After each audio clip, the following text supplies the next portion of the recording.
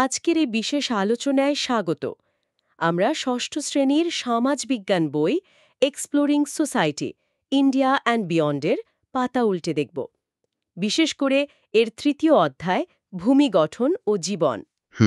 আমাদের লক্ষ্য এই অধ্যায়ের একেবারে ভেতরের কথাগুলো সহজে বুঝে নেওয়া, কিভাবে পাহাড়, মালভূমি বা সমতল ভূমি আমাদের জীবনকে নানাভাবে প্রভাবিত করে, ঠিক। কি সুযোগ তৈরি করে, আবার কি ধরনের চ্যালেঞ্জই বা ছুড়ে দেয়। হ্যাঁ, এই দিকগুলো দেখাই জরুরি।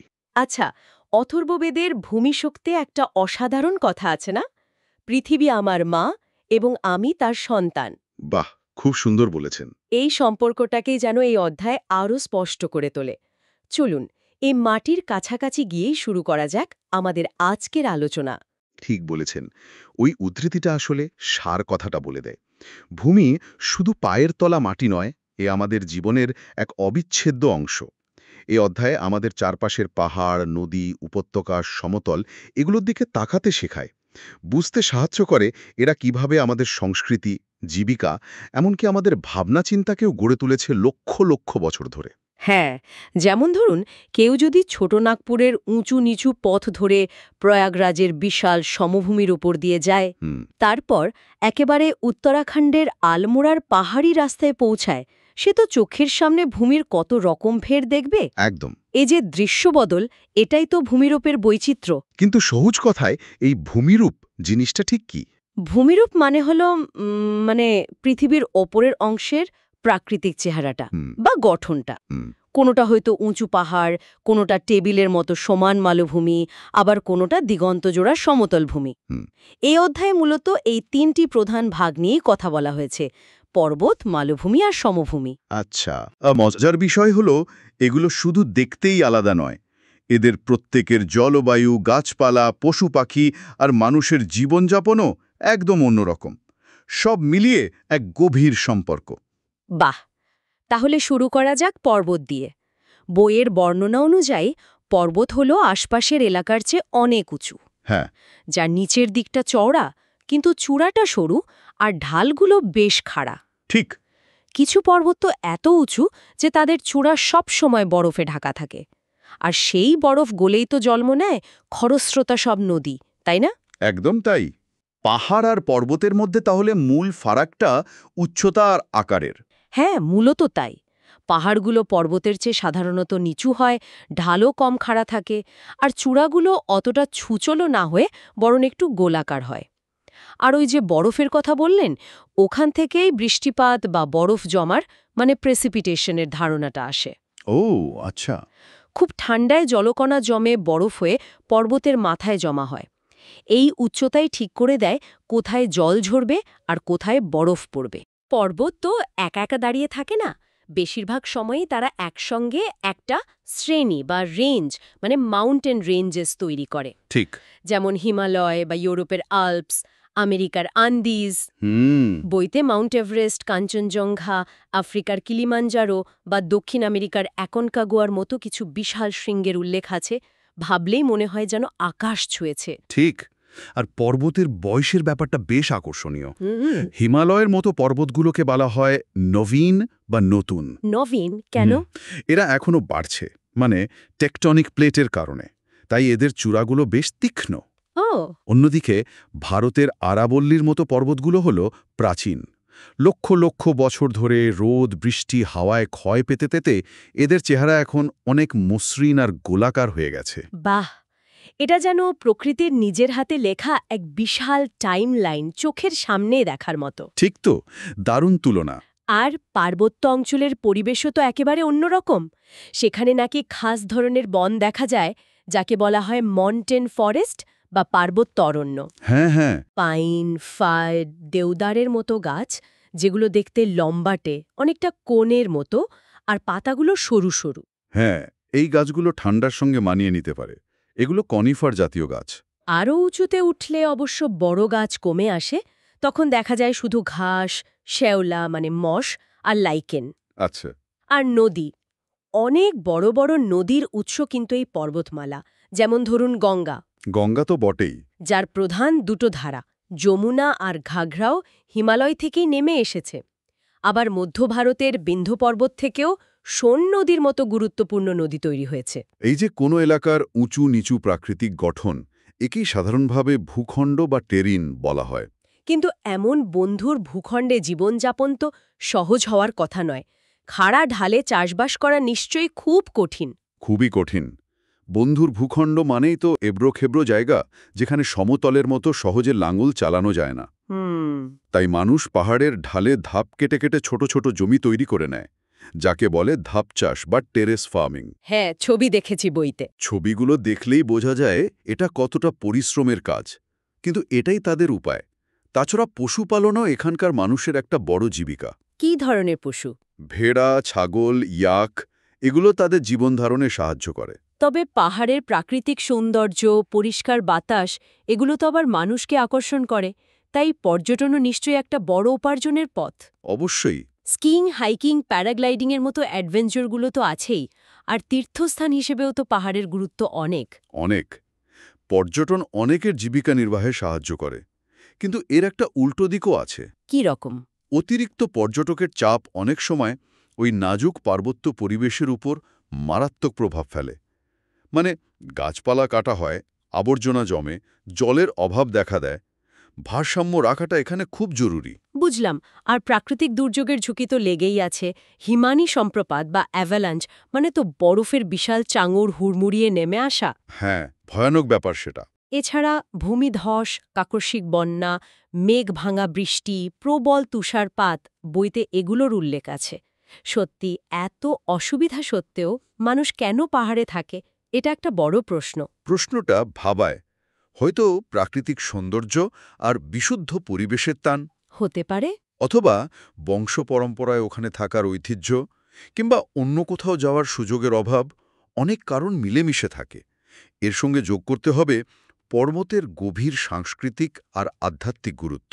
ও হ্যাঁ, যেমন যেমন ধরুন এভারেস্টকে স্থানীয় তিব্বতীরা চোমলুংমা মানে বিশ্বের মাতৃদেবী, আর নেপালিরা সাগরমাখা মানে আকাশের দেবী হিসেবে শ্রদ্ধা করে। তাই নাকি? কৈলাস পর্বত তো হিন্দু, বৌদ্ধ, জৈন, বোন একাধিক ধর্মের মানুষের কাছে অত্যন্ত পবিত্র। এই বিশ্বাসগুলো মানুষকে সেখানে ধরে রাখে। দারুণ, ইন্টারেস্টিং। পাহাড়ের পর এবার আসা যাক মালভূমির কথায়। মালভূমি বা প্ল্যাটো শুনলেই চোখের সামনে একটা উঁচু কিন্তু ওপরটা প্রায় সমান। অনেকটা টেবিলের মতো। হ্যাঁ, টেবিলের মতো চেহারার ভূমিরূপ ভেসে ওঠে, তাই না? যার চারপাশের ঢালগুলো বেশ খাড়া হতে পারে। এগুলো কি পর্বতের মতো নবীন বা প্রাচীন হতে পারে? হ্যাঁ, ঠিক তাই। মালভূমিও নবীন বা প্রাচীন হতে পারে। যেমন তিব্বত মালভূমি, যাকে পৃথিবীর ছাদ বলা হয় তার বিশাল উচ্চতা আর বিস্তারের জন্য। এটি তুলনামূলকভাবে নবীন। আবার আমাদের ভারতের দাক্ষিণাত্য মালভূমি কিন্তু বেশ প্রাচীন, আর এটি তৈরি হয়েছে বহু যুগ আগে আগ্নেয়গিরির লাভা জমে। ও, লাভা থেকে? মালভূমির সবচেয়ে গুরুত্বপূর্ণ বৈশিষ্ট্য কি? বইতে লেখা আছে এগুলো নাকি খনিজ সম্পদের ঠাসা। একদম ঠিক। মালভূমিগুলো যেন প্রকৃতির নিজস্ব স্টোর রুম। মাটির নিচে দরকারি সব খনিজ সম্পদে ভর্তি। এজন্য এদের অনেক সময় খনিজ ভাণ্ডারও বলা হয়। খনি শিল্পতায় মালভূমি অঞ্চলের একটা প্রধান অর্থনৈতিক কার্যকলাপ। উদাহরণ আছে কিছু? যেমন পূর্ব আফ্রিকার মালভূমিতে সোনা আর হিরে পাওয়া যায়। আর ভারতের ছোটনাগপুর মালভূমি তো লোহা, কয়লা, ম্যাঙ্গানিজের মতো খনিজের জন্য বিখ্যাত। তাহলে মালভূমির পরিবেশ আর জীবনযাত্রা কেমন হয়? মাটি কি উর্বর হয়? পরিবেশ বেশ বৈচিত্র্যময় হতে পারে। অনেক মালভূমির মাটি পাথুরে হওয়ায় চাষবাসের জন্য সমভূমির মতো অতটা উর্বর হয় না। আচ্ছা। কিন্তু ব্যতিক্রমও আছে। যেমন লাভা জমে তৈরি হওয়া মালভূমির কালো মাটি কিন্তু খুব উর্বর হয়, যেমনটা দাক্ষিণাত্যে দেখা যায়। ইন্টারেস্টিং। আর মালভূমি অঞ্চলে অসাধারণ সব জলপ্রপাতও দেখা যায়। বইতে যেমন মেঘালয়ের নোহাকালিকায় জলপ্রপাতের ছবি আছে, হ্যাঁ, দেখেছি। তেমনি আফ্রিকার ভিক্টোরিয়া বা কর্ণাটকের যোগ জলপ্রপাতও খুব বিখ্যাত। পাহাড়ের রুক্ষতা আর মালভূমির খনিজ ঐশ্বর্যের পর এবার আসা যাক সেই বিশাল সমতল ক্ষেত্রগুলির কথায়, যেখানে জীবনযাত্রা অনেকটাই অন্যরকম, অর্থাৎ সমভূমি বা প্লেন্স। হ্যাঁ, সমভূমি। এগুলো তো মূলত নদীবাহিত পলিজমে তৈরি হয়, তাই না? ঠিক ধরেছেন। সমভূমি মানে বিস্তৃত সমতল বা সামান্য ঢেউ খেলানো এলাকা, যেখানে বড় পাহাড় বা গভীর উপত্যকা থাকে না। সাধারণত এগুলো সমুদ্রপৃষ্ঠ থেকে খুব বেশি উঁচু হয় না। হুম। নদী যখন পাহাড় থেকে বয়ে আসে তখন শুধু জল আনে না, সঙ্গে আনে প্রচুর পরিমাণে পাথর, কণা, বালি, কাদা, এই সব কিছু মিলিয়েই তৈরি হয় পলি বা সেডিমেন্টস। মাটির সার বলতে পারি। হ্যাঁ, অনেকটা তাই। এই পলি জমেই তৈরি হয় প্লাবন সমভূমি বা ফ্ল্যাট প্লেন্স, যা অসম্ভব উর্বর হয়। আর এই উর্বরতার কারণেই তো সমভূমি অঞ্চল কৃষিকাজের জন্য আদর্শ। এখানেই বোধহয় বেশিরভাগ ফসল ফলে। একদম। উর্বর মাটি আর জলের সহজলভ্যতার কারণে কৃষি এখানকার মানুষের প্রধান জীবিকা। বিভিন্ন ধরনের গাছপালা আর পশু পাখিও এখানে অনেক বেশি দেখা যায়। আচ্ছা। আর সবচেয়ে গুরুত্বপূর্ণ বিষয় হল, পৃথিবীর বেশিরভাগ প্রাচীন সভ্যতা কিন্তু এই উর্বর নদী তীরবর্তী সমভূমিগুলোতেই গড়ে উঠেছিল। ঠিক। আজও বিশ্বের অধিকাংশ মানুষ সমভূমিতেই বাস করেন। ভাবুন, শুধু ভারতের গাঙ্গেয় সমভূমিতেই প্রায় 40 কোটি মানুষ বাস করেন, দেশের জনসংখ্যার একটা বিশাল অংশ। অবিশ্বাস্য। তার মানে সমভূমির প্রধান জীবিকা কৃষি আর নদীতে মাছ ধরা। ধান, গম, ভুট্টা, বার্লি, তুলো, পাট এইসব ফসলই এখানে মূল। হ্যাঁ, আগে চাষবাস মূলত বৃষ্টির জলের উপর নির্ভর করত, কিন্তু এখন খাল কেটে বা মাটির নিচের জল তুলে সেচ দেওয়ার ব্যবস্থা হয়েছে। তাতে তো উৎপাদন বেড়েছে নিশ্চয়ই। এতে ফসল উৎপাদন অনেক বেড়েছে ঠিকই, কিন্তু নতুন কিছু সমস্যাও দেখা দিয়েছে। যেমন মাটির নিচের জল স্তর কমে যাচ্ছে, অতিরিক্ত রাসায়নিক সার ব্যবহারে মাটি আর জলের দূষণ বাড়ছে, আর জনসংখ্যার চাপ তো আছেই। চিন্তার বিষয়। নদীর শুধু এই অর্থনৈতিক দিকটাই নয়, এর একটা গভীর সাংস্কৃতিক তাৎপর্যও আছে। অবশ্যই আছে। অনেক নদীর উৎস স্থল বা বিভিন্ন নদীর মিলন স্থলকে মানে কনফ্লুয়েন্সকে খুব পবিত্র বলে মনে করা হয়। ঠিক। সেখানে মেলা বসে, উৎসব হয়, নানা ধর্মীয় আচার অনুষ্ঠান পালিত হয়। হ্যাঁ, সঙ্গমস্থলগুলো খুব গুরুত্বপূর্ণ। একসময় নদীপথই ছিল যাতায়াত আর বাণিজ্যের প্রধান মাধ্যম। এখনও অনেক জায়গার গুরুত্ব রয়ে গেছে। বইতেও এই নিয়ে সোচনে বলা হয়েছে। হ্যাঁ, প্রশ্ন আছে ওখানে। পরিচিত কোনো পবিত্র সঙ্গমস্থল বা নদীর ধারে মানুষ কি কাজ করে সেই বিষয়ে। এই 3টে প্রধান ভূমিরূপ, পর্বত, মালভূমি, সমভূমি ছাড়াও কিন্তু আরও কিছু ভূমিরূপ আছে, যেমন মরুভূমি বা ডেজার্ট। ও হ্যাঁ, মরুভূমি। মরুভূমি মানে বিশাল শুকনো এলাকা যেখানে বৃষ্টি প্রায় হয় না। এখানকার গাছপালা, পশু পাখি সবই এই শুষ্কতার সঙ্গে মানিয়ে নেওয়ার মতো করে তৈরি। মরুভূমি উষ্ণ হতে পারে, যেমন আফ্রিকার সাহারা বা ভারতের থর। আবার শীতল মরুভূমিও হয়। শীতল মরুভূমি? হ্যাঁ, যেমন এশিয়ার গোবি বা আন্টার্কটিকা, যা বরফে ঢাকা এক বিশাল শীতল মরুভূমি। মরুভূমির মতো এমন কঠিন পরিবেশে মানুষ কিভাবে থাকে, এটা ভাবলেই অবাক লাগে। এখানেই মানুষের মানিয়ে নেওয়ার অসাধারণ ক্ষমতা বা স্থিতিস্থাপকতা মানে রেজিলিয়েন্স দেখা যায়। মানুষ প্রায় সব রকম পরিবেশেই নিজেদের মতো করে জীবনধারণের পথ খুঁজে নিয়েছে।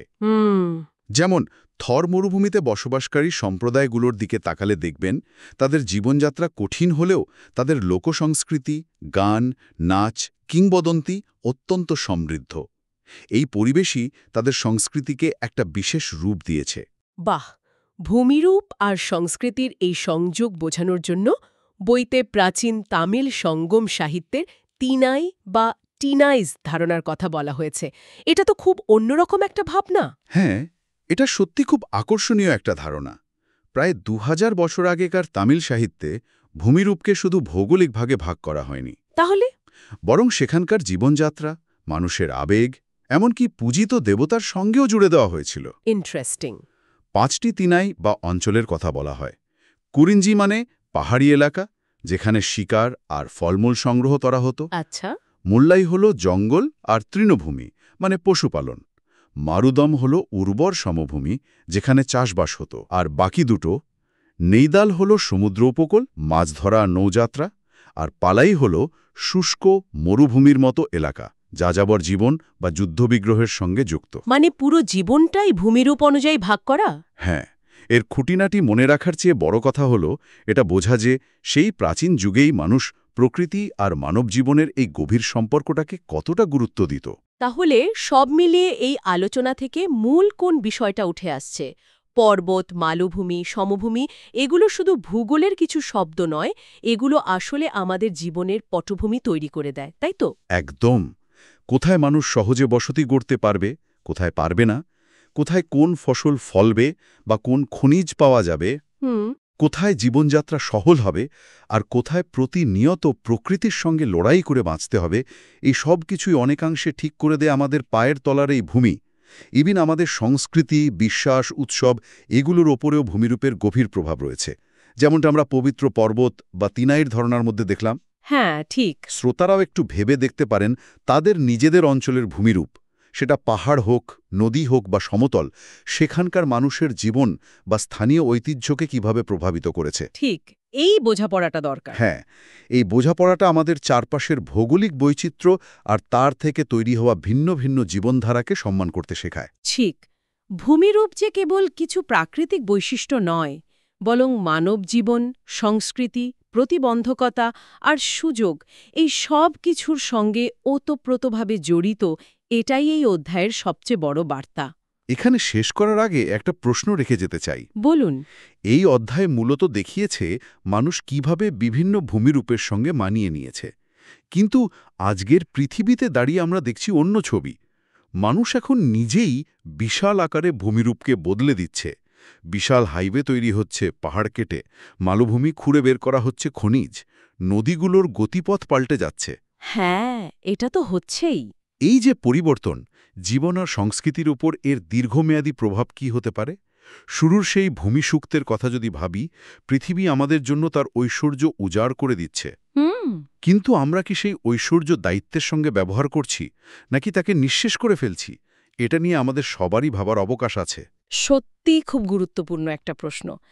এই গভীর এবং তথ্যপূর্ণ আলোচনায় যোগ দেওয়ার জন্য আমাদের শ্রোতাদের অসংখ্য ধন্যবাদ।